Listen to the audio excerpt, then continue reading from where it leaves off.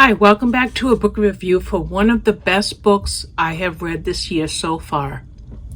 And it is called A Mother's Heart by Carmel Harrington. I say this is one of my favorite books because it is definitely an emotional book that Booker calls a tearjerker. We have Rachel, who's a stepmother to two children, Olivia and Dylan. Olivia is 8 and Dylan is 5. Now, she has been their stepmother since Dylan was very, very, very small, still an infant, still in diapers, so he doesn't even remember his mother. And Olivia barely remembers her mother, and all they know of a mother is Rachel. And Rachel is much, much more than their stepmother. In fact, you'll find in the book that she wants to adopt them as her own, okay? But here's the thing. Rachel is a widow, okay? She was married to Lorcan. He was the love of her life. Now, Lorcan's first wife was Neum. She died, and that's when she left Dylan and Olivia. And then Lorcan meets and falls in love with Rachel, and they get married. And Rachel starts to mother his children and falls in love with his children.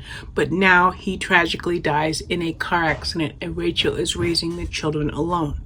Why, though, did I say that this book is one of my favorite books? Well, it's because you have 3 sets of grandparents in this book. You have Rachel's parents, Lorcan's parents, and Neem's parents. Okay? 3 sets of grandparents. Okay? Each set of grandparents has something imperative, that sounds very weird, wants to be involved in the grandchildren's lives. Okay? But the thing is, Rachel is from New Zealand, so her parents live in New Zealand. So she goes on vacation with the children. I think it's like a 13 or 30 hour. It's a super long flight from where they live. So they go to New Zealand, and she loves it there, and the kids love it there, and that's where her parents and her sister live. And Rachel and her sister were best friends growing up, and they're still best friends as adults. But at home, we have Neem's parents and Lorcan's parents. So then there comes to be some conflict there, because is Rachel going to take the children and move to New Zealand? The thing is, Neem's parents want to be like almost primary guardians to Olivia and Dylan. And they have always been very, very involved in the children's lives, and they are still involved in the children's lives, but they're putting pressure on Rachel. Okay? Then we have Lorcan's parents, and we find out some history between his parents and what happened with Lorcan when he was alive. And so we have to see how that affects the relationship between Lorcan and the grandchildren, or Lorcan's parents and the grandchildren. And so as this book is delivered, you've got the drama between Rachel and her mothering the 2 children, 1 set of grandparents, 2nd set of grandparents, 3rd set of grandparents. Then you have the drama with the fact that Rachel's heart is in New Zealand, but she's trying to be fair to the 2 sets of grandparents in the UK. So how do you balance that out? Now, then Rachel, as I mentioned at the very beginning of this review, she was much more than their stepmother. She wanted to adopt them and to be their mother. Well, that becomes a huge mess, especially with Neem's parents, because it becomes a matter of what's best for the children.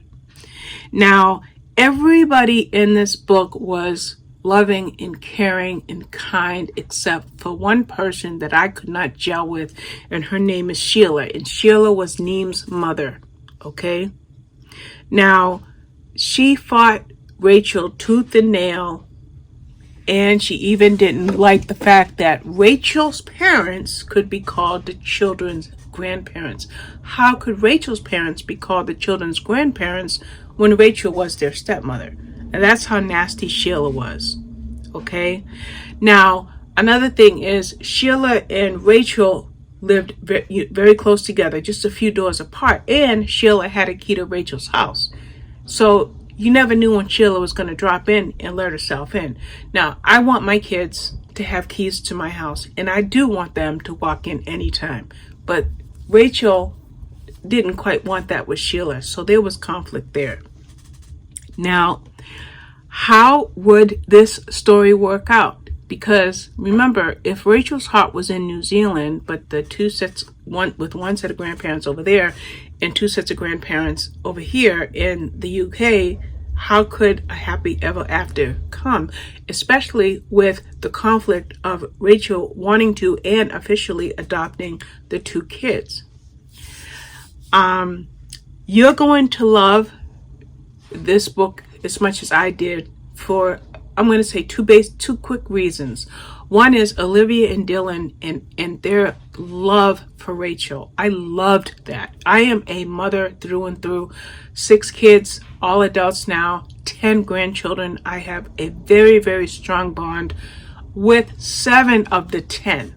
And there's reasons that I don't with the other 3. Not that I don't want it, but it's a parental, their parents split up and all that crap. But I loved watching the emotional bond between Rachel and the children. The other thing is the way that Rachel cared about everybody's feelings.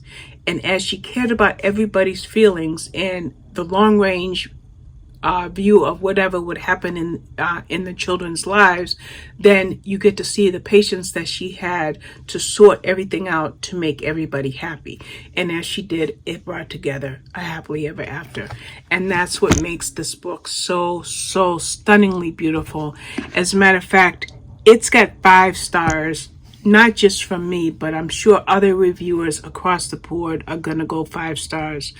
I don't think the book's out yet. I'm trying to bring it up. It comes out May 26th, so this review won't go up for a couple of weeks. But I just wanted to get this review video made because that's what I'm trying to get done. So there you have it, A Mother's Heart by Carmel Harrington. You'll be able to get it on Amazon. I'm going to check. I think it might be, I don't think it's going to be Kindle Unlimited. I'm just checking for you. Because it's not out yet, I can't tell if it'll be Kindle Unlimited or 99 cents or $1.99. But hubby turned on the blender, so bye.